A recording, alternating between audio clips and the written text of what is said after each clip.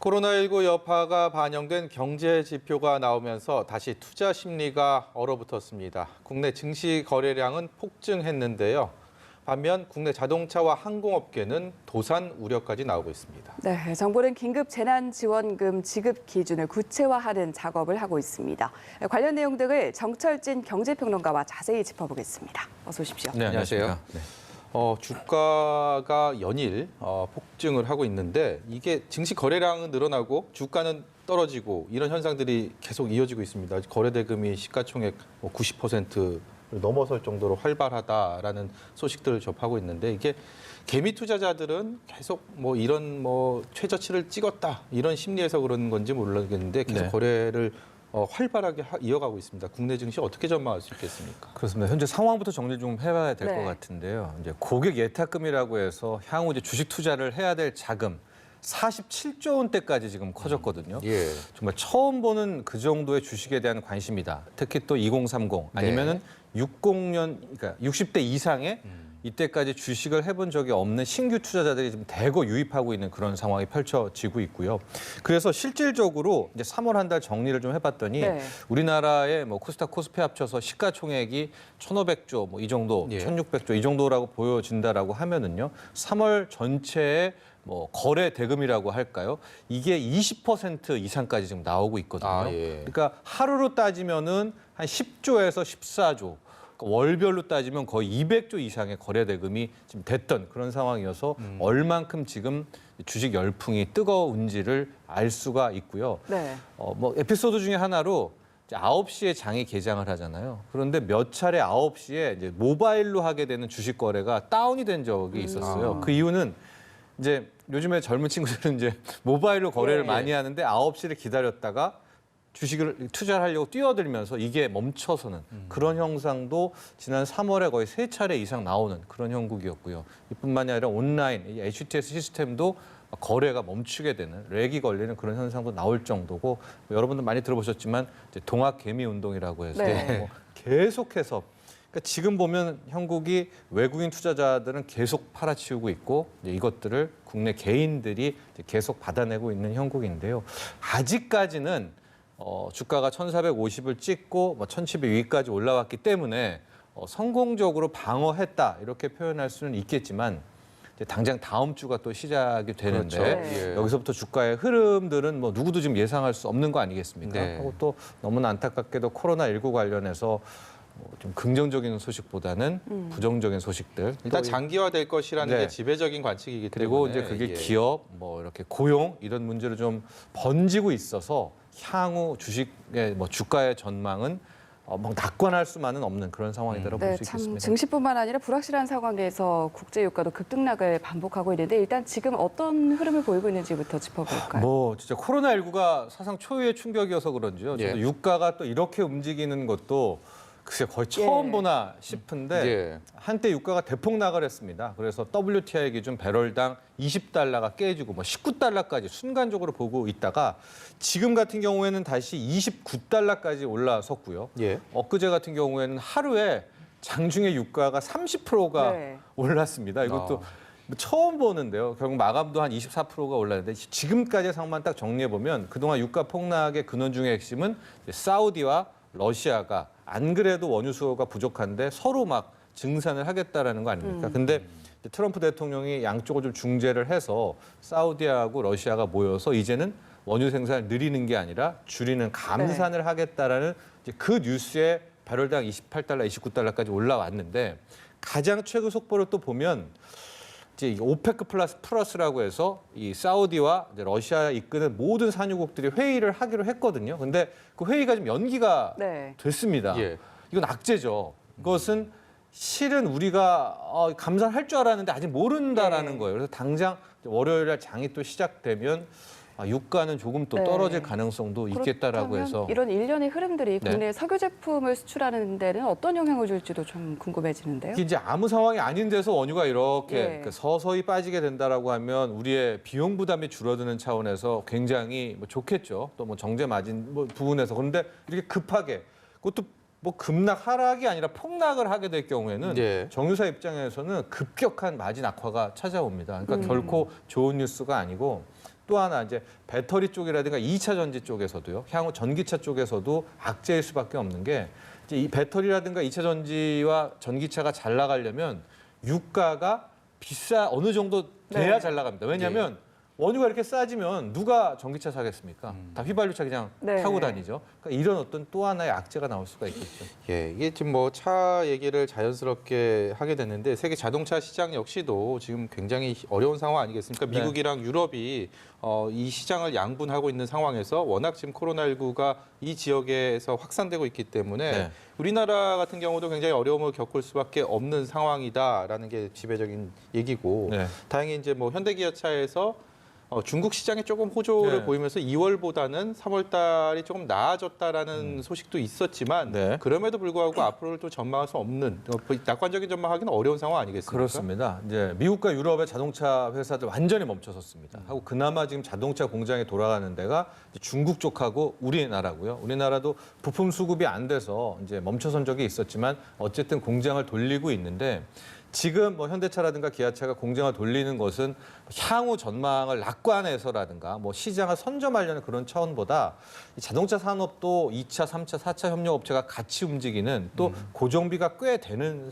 산업입니다. 그러니까 공장을 멈출 수는 없지 않겠습니까? 그래서 돌릴 수 있을 만큼 돌리는 차원에서 그러니까 일종의 방어적 차원에서 공장을 지금 돌리고 있는 이제 그런 상황인데 국내 자동차 업계에 조금 안 좋은 소식이 있습니다. 네. 쌍용차 문제인데요. 네. 예, 쌍용차 대주주인 마힌드라가 당초에는 뭐 5천억 원 아니더라도 한 3천억까지는 투입하고 산업은행이랑 해서 쌍용차를 이제 다시 막 살려내는 쪽으로 가려고 했는데 지금 나오는 속보는 일단은 뭐 1,000억대가 아니라 한 3,400억 정도로 단기 운영 자금을 돌리면서 마치 이제 쌍용차를 떠나려는 그런 움직임. 사실상 손을 떼겠다라는 네. 그런 의지가 아닌가 사인은 싶습니다. 좋습니다. 근데 이런 상황에서는 산업은행이 이걸 받을 수는 없는 차원 아니겠습니까? 예. 그런데 그동안 참 쌍용차 문제 컸었고 우리 사회에 정말 아픈 손가락이 아니었었습니까? 네. 그런데 또 이렇게 되니까 좀 네. 이게 우리나라에 과연 정학적 문제 또 하나의 문제가 생겼다 이렇게 볼 수 있겠죠. 네, 참 코로나19 때문에 어렵지 않은 곳이 없습니다만 항공업계 상황은 특히 더 심각한데 네. 지금 상황이 어떤지 좀 짚어주시고 회복 가능성은 없는지 앞으로 흐름까지 좀 전망을 해볼까요? 그렇죠. 이제 코로나19의 경제가 문제가 여러 가지 이제 발산이 되고 있는데요. 예. 그중에 우리가 좀 걱정하는 게 이게 기업의 불똥이 튀기고 네. 기업에서 일하는 분들이 이제 구조조정 당하는 고용 패닉으로 갔을 때의 문제가 정말 이제 최악인데요. 항공업계는 좀 이 고용 문제가 나오고 있는 것 같습니다. 저비용 항공사의 네. 이스타항공이 예. 지금 전 직원의 약 45% 정도의 희망퇴직 플러스 구조조정안을 내놓았고요. 네. 이 항공업계는 고정비가 상당합니다. 네. 이거 그냥 두면 손실이 눈덩이처럼 불어나기 때문에 이런 판단을 내렸다 이렇게 볼 수가 있을 텐데요. 특히 이제 과연 코로나19가 언제 끝날지를 네. 모르는 상황이기에 네. 항공업계는 계속해서 이런 희망퇴직 구조조정이 연쇄적으로 나와서 지금 상황으로만 보면 이제 대형 항공사인 양대축, 대한항공과 아시아나항공에 대한 문제도 당국은 신경 쓸 수밖에 없다. 예. 그래서 뭐 조금 전에 뉴스도 전했지만은 일단은 은행 관련한 규제를 좀 풀어서 이 대한항공, 뭐 아시아나항공의 회사채들도 이번에 채권 안정 펀드들이 좀 받아내는 이런 지금 고육지책도 내놓고는 있지만 당국에서는 정말로 뭐 최악의 시나리오도 갖고 있어야 되지 않을까. 어느 회사까지는 살리고 뭐 어느 회사는 어떻게 해야 되는 정도도 분명 지금은 준비하고 있어야 될 것 그러니까 같습니다. 뭐 항공업계 같은 경우는 뭐 회사들의 자생적인 노력만으로는 한계가 분명히 있지 않습니까? 맞습니다. 지금 뭐 해외가 다 출입국이 다 제한돼 있고 네. 빗장을 다 걸어 나오는 상황에서 항공기가 뜨지 않는 이상 뭐 이 사태를 어떻게든 해결할 수 있는 방안을 모색하기가 네. 자체적으로 어려운 상황이지 않습니까? 그렇죠. 그래서 이제 유럽 같은 경우, 이제 이탈리아나 스페인에서는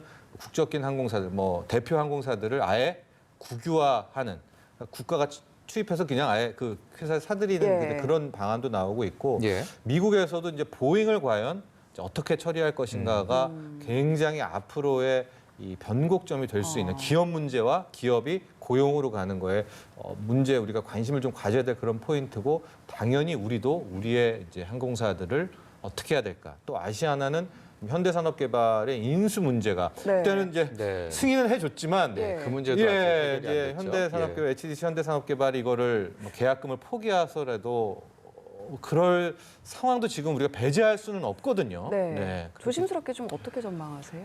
근데 일단은 뭐 지난달 공시를 통해서는 인수에는 흔들림이 없다라는 것이 현재까지의 현대산업개발의 방침이다. 여기까지 전해드리도록 예, 이제 하겠습니다. 코로나19 전국 속에 어느덧 이제 2분기를 맞았습니다. 이제 1분기에 대한 실적이 어느 정도가 되는지 이제 지표들이 나오고 있는데 영업이익 1분기가 지난해보다 17% 정도 감소할 거다 이런 전망이 나왔고요. 네. 삼성전자가 오늘 화요일에 이제 네. 잠정 실적을 또 발표를 할 텐데 이게 2분기에도 이 하락세를 1분기는 이미 지난 상황에서 네. 과연 이게 어느 정도의 하락세가 이어질지 그리고 그 폭이 어느 정도 될지 아니면 반등할 수 있을지 이게 참 여쭤보기 어려운 네. 질문이긴 하지만 그래도 많이 궁금해하시지 그러나 않겠습니까? 이제 조심스럽지만 세계가 글로벌 생태계라는 점, 게다가 미국이 아직 피크를 찍지 못한 우리가 알 수 없는 거 아니겠습니까? 예. 그렇다면 2분기까지는 최악의 상황을 감안해야 되지 않을까. 여기에 이제 다행스러운 뉴스는 3월에 우리의 수출이 나빠졌지만 네. 생각만큼 나빠지지는 않았고요. 예. 우리의 정말 주축돌이죠. 주축 사업이라고 할 수 있는 반도체가 아직까지는 버텨내고 있습니다. 그래서 이제 7일입니다. 삼성전자의 1분기 잠정 실적이 발표가 되는데 굉장히 큰 변곡점이 될 수 있을 것 같아요. 그러니까 네. 반도체에 대한 부분, 특히 주식시장도 우리나라의 이 삼성전자, 하이닉스 차지하는 부분이 크잖아요. 네. 주식시장이 또 어떤 방향을 찾게 될지.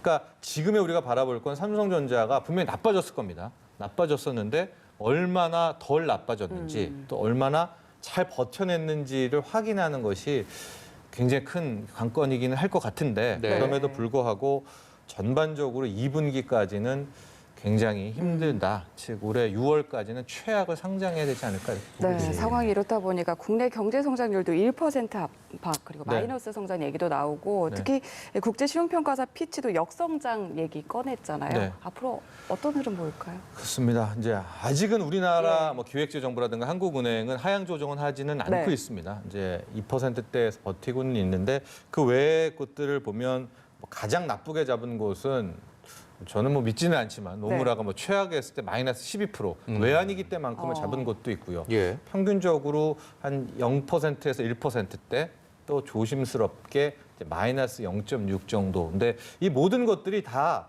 뭘 막 때려 넣어서 하는 것들이 아니라 코로나19가 어디까지냐 뭐 이런 식이거든요. 그러니까 코로나19로 인한 사회적 거리두기가 지금 2주를 연장했지만 네. 이게 또 2주가 더 간다면 성장률 전망치는 또 하향되는 것이고요. 예. 코로나19의 정점이 우리는 이제 정점이 조심스럽게 나왔다는 얘기는 하고 있지만은 미국이나 유럽에서 끝까지 알 수 없이 5월도 아니라 6월도 아니라 이렇게 된다면 또 하향 조정이 되고 또 하향 조정이 되는 그런 형국이기 때문에 지금부터는 이제 코로나19에 집중을 하는 것이 성장률 전망치도 같이 간다 이렇게 보시면 될 것 같습니다. 지금 국제 뉴스들을 보면 미국의 지금 폭증세가 워낙 감당할 수 없는 상황으로 달려가고 네. 있기 때문에 미국 내에서는 뭐 고용률에 대한 실업률에 대한 기사들이 연일 쏟아져 나오고 있고요. 뭐 반면에 우리도 뭐 그렇게 지금 코로나19 장기화로 인해서 네. 굉장히 어려움을 겪고 있는 상황 누구나 다 느끼실 텐데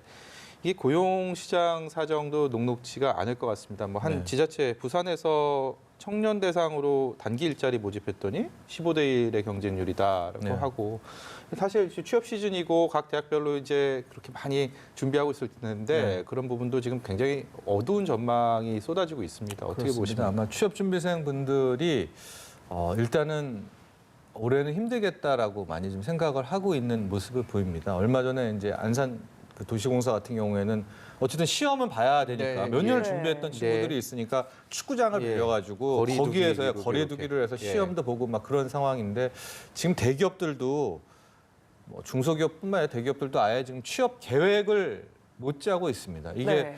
취업 계획도 뭘 이렇게 짜야 될 텐데 그게 없으니까 앞서 이제 부산 얘기를 했는데 단기 일자리인데도 뭐 15대 수천 명들이 몰려들면서 일단은 젊은 친구들 취업 준비생들도 단기 알바라든가 단기 일자리 쪽으로 이제 쑥쑥 가고 있는 그런 형국인데요. 미국 얘기 잠깐 했지만 미국의 2주 전에 이 실업수당 청구 건수 한 주에 330만 명이고요.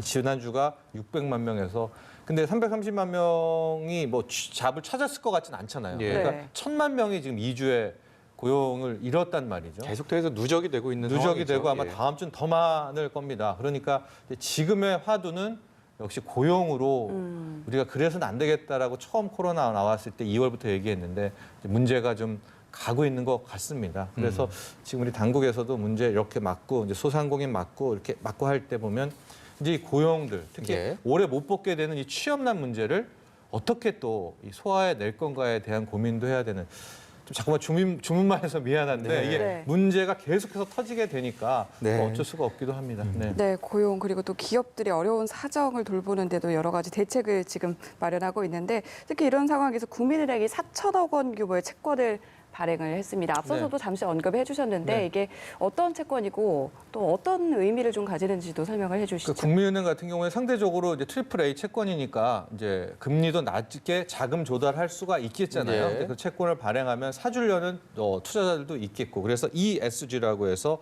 인바이먼트 환경, 소셜의 이 사회, 그다음에 가버넌스의 지배구조 관련한 개선 작업에 쓰겠다라고 하는 이제 이 목적하에 이 채권을 발행을 했고요. 네. 채권이 다 이제 소화가 됐습니다. 약 4천억 규모라고 하는데요. 국민은행 같은 경우에는 이제 이 돈을 가지고 이제 피해 기업 관련 피해 기업을 지원하겠다. 이제 이렇게 하고는 있는데 이제 뭐 이것도 바라보는 시선에 따라 다를 수도 있겠죠. 뭐 어쨌든 채권이라는 게 빚일 수밖에 없는데 그럼에도 불구하고 국민은행 입장에서는 그나마 돈 좀 조달할 수 있고 이런 네. 상황에서 이제 본인들이 좀 해야 되겠다는 이제 그렇게 생각을 했던 것 같습니다. 네, 정부에서 소득 하위 70% 국민들에게 긴급 재난지원금을 주겠다라고 발표한 이후에 이 여진이 만만치가 않았습니다. 네. 지금 정치권에서 이제 총선 열흘 정도밖에 안 남았는데 이것이 여전히 화두가 되고 있고 일반 국민들도 내가 받을 수 있을 것이냐 아니냐 여기에 대한 또 불평등을 얘기하기도 하고 네. 그래서 결국 고심 끝에 고육지책으로 내놓은 기준점이 건보료 아닙니까? 네. 근데 여기에 대해서도 아직도 그 형평성 문제가 끝나지가 네. 않고 있습니다. 예. 어떻게 봐야 되겠습니까? 그러니까 아직 최종 확정은 아닌데요. 그래도 3월 건보료가 기준은 맞습니다. 그리고 확정이 안 된 부분들을 좀 보면 지역 가입자 같은 경우에는 이게 이제 2018년 소득이란 말이죠. 예. 그래서 3월 건보료 기준이기는 하지만 최근에 소득이 급속도로 나빠졌다면 그 증명 자료를 갖고 와라. 여기에 대한 보조를 해주겠다. 다만 그 증명 서류가 뭔지는 아직 발표가 안 네. 났고요. 네. 그다음에 이제 샐러리맨, 직장 가입자 같은 경우에는 재산이 포함이 안 되잖아요. 그러니까 재산을 어떻게 반영할까도 아직 결론이 안 나왔습니다. 그러니까 지금 뭐 종부세 납부자를 뺀다. 그러니까 이 샐러리맨 예. 중에서 대상이 되는 혹은 집이 있는데 공시 가격 뭐 8억이라고 하면 한 10억 정도 됩니다. 시세로는. 예. 8억은부터는 빼야 된다. 그러니까 여러 가지가 있어서 과연 직장인 이 건보료에서 재산을 어떻게 뺄 것인가도 아직은 결론이 안 났습니다. 이것도 곧 나야 되겠고 네. 어제 저녁에 나온 경우에서는 1인 가구하고 맞벌이 가구 중에서 1인 가구인데 이제 소위 말하는 뭐 주소지가 다를 경우에는 네.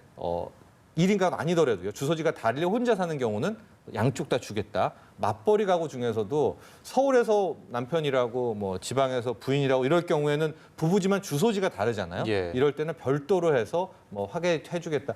뭐 이 정도의 보완책이 나왔거든요. 예. 그러나 아직은 몇 가지 좀 미비한 점들이 있어서 결과적으로는 다음 주 내에 또 추가 뭐뭐를 넣고 너무 빼고 이게 예. 또 나올 것 이 같습니다. 선택적 지급이기 때문에 네. 받은 분들과 받을 수 있는 분과 그렇지 않은 분들에 대한 어떤 얘기들이 항상 다를 수밖에 네. 없지 않겠습니까? 이 그렇습니다. 논란이 과연 뭐 사그러질지 그 부분도 좀 네. 걱정이 됩니다. 네, 추가 논의를 통해서 어떤 기준이 좀 마련될지 네. 지켜보도록 하고요. 그리고 앞서서 저희가 뭐 화면을 통해서 좀 보여드리기도 했는데 지금 명동이라든지 네. 동대문 같은 경우 자영업 하시는 분들 참 어려움을 호소하고 계시고 실제로 대출을 갚지 못하는 자영업자분들도 속출하고 있는 것으로 네. 전해지고 있는데 이들을 위해서 좀 소상공인 대출이라든지 이런 부분들이 가능한지도 궁금하거든요. 그렇죠. 전반적으로 지금 소상공인 금융지원 자금은 이제 12조 원 정도입니다. 전체 예. 다 합쳐서요. 그런데 이게 또 세금이니까 큰 틀에서 그 지급하는 이제 선별 작업이 좀 꼼꼼한 것 같아요. 그래서 이제 홀짝제로 너무 또 몰렸는데도 네. 홀짝제로 나눠서 한다든지 여러 가지 보관 중에서도 아직까지 로드가 너무 많이 걸려서 빠르게 처리는 하지 못하고 있는 것 같은데 이 와중에 또 몇 가지 문제를 또 나오는 것이 하지만 600만 명 공식적으로 많게 더 보지만 600만 명 소상공인이라고 하는데 지금 보면 기존의 뭐 신용 불이행자라든가 네. 대출 미납자든가 이분들은 좀 빠지는 것 같아요. 예. 네, 그래서 전체적으로는 한 180만에서 200만 명 정도가 이제 아마 이제 추스려지고 여기서 또 이제 나눠져야 될 것 같다. 이제 이렇게 보고는 있는데 이제 대출 사각지대, 그러니까 이 못 받는 분들은 아니 어려워서 이미 빚을 졌고 그러니까 또 지금 긴급 자원을 받으려는 건데 이런 것들을 원천 배제하면 어떡하느냐.